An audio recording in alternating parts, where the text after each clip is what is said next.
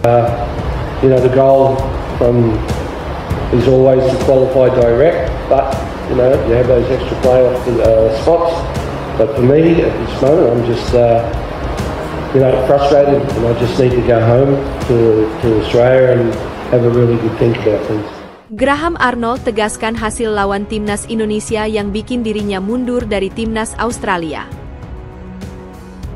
Pimpinan, ya kalau bisa komposisi pemain di lapangan itu, Pak Sekjen PSSI kalau bisa 60% lah pemain nasional. Ya, jangan semuanya diisi oleh pemain naturalisasi. Aturan FIFA menjelaskan setiap negara boleh menaturalisasi semua pemain. Kita bisa lihat tim nasional Belanda sendiri itu banyak keturunan Suriname, ya. Pemain tim nasional Prancis juga banyak dari negara tentu koloninya mereka. PSSI diminta kurangi naturalisasi pemain untuk timnas Indonesia. Erick Thohir singgung statuta FIFA, Belanda, Spanyol, hingga Italia.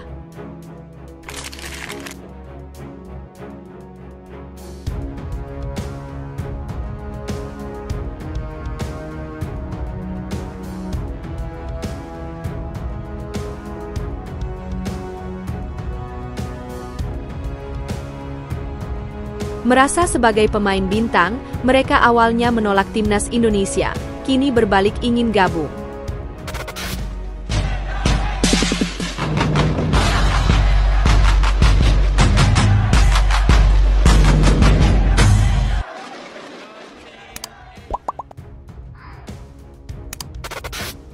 Graham Arnold tegaskan hasil lawan timnas Indonesia yang bikin dirinya mundur dari timnas Australia.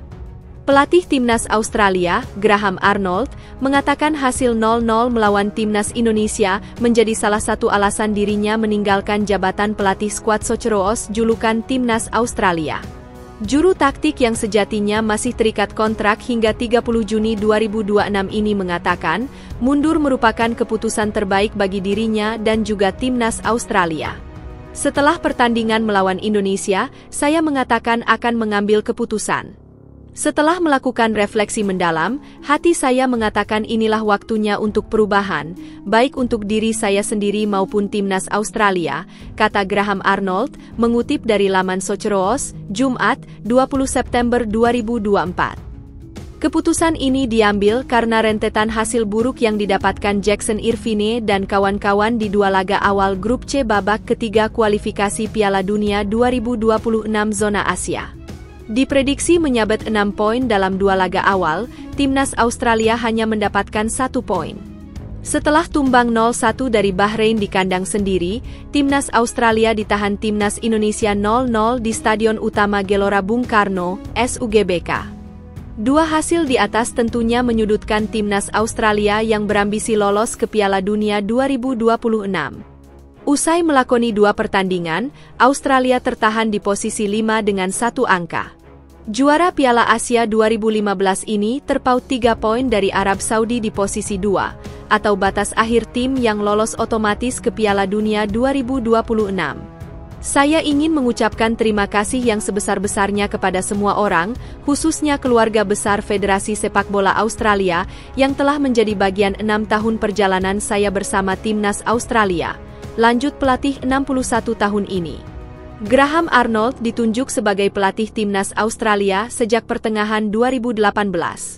Sejumlah pencapaian dicetak seperti mengantarkan timnas Australia 2 kali lolos perempat final Piala Asia 2019 dan 2023, serta menembus 16 besar Piala Dunia 2022.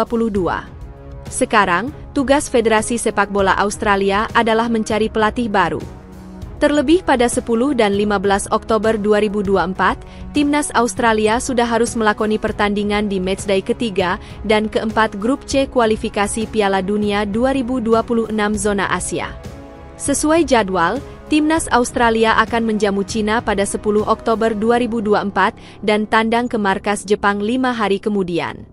Menarik menanti hasil yang didapatkan timnas Australia bulan depan. PSSI diminta kurangi naturalisasi pemain untuk timnas Indonesia. Erick Thohir singgung statuta FIFA, Belanda, Spanyol, hingga Italia. PSSI diminta untuk mengurangi naturalisasi pemain buat timnas Indonesia.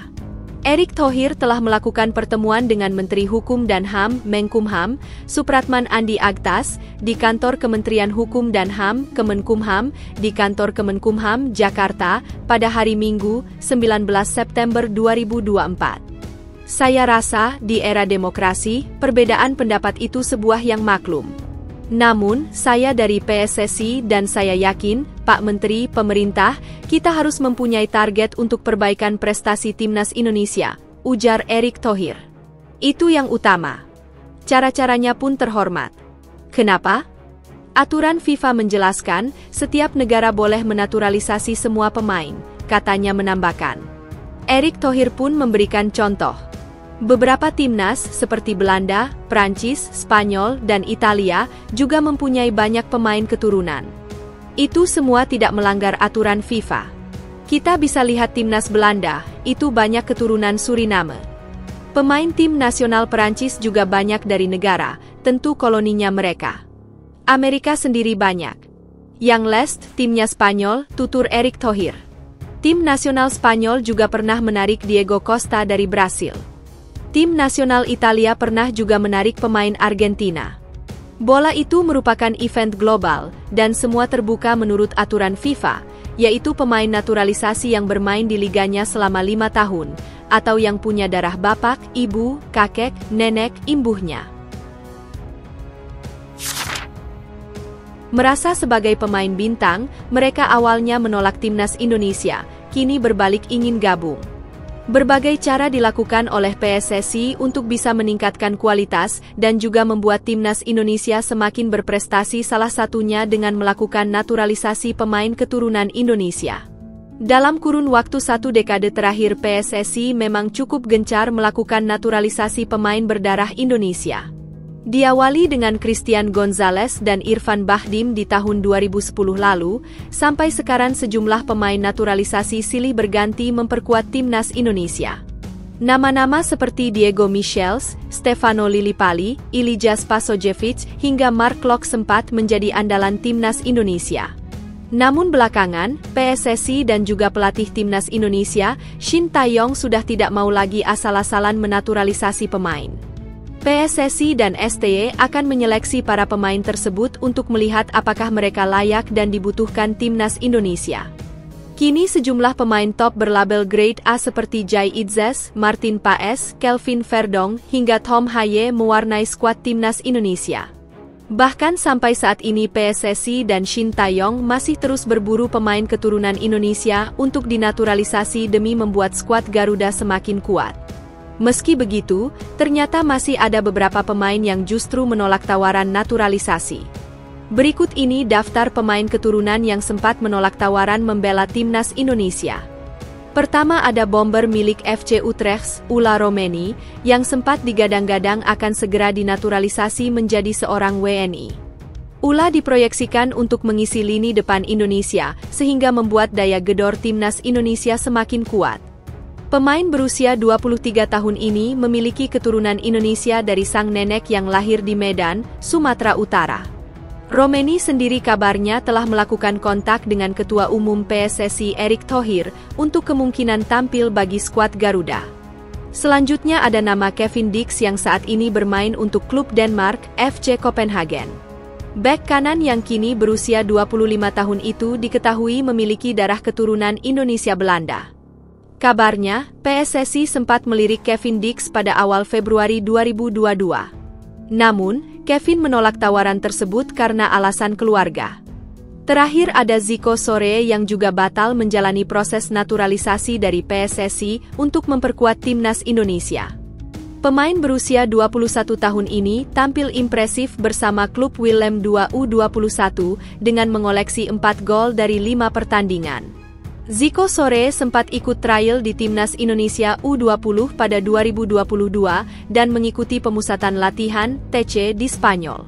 Namun, setelah melihat performa Sore yang gagal mencetak gol dalam 3 laga uji coba, Shin Tae-yong memutuskan untuk mencoret Sore dari daftar calon pemain naturalisasi.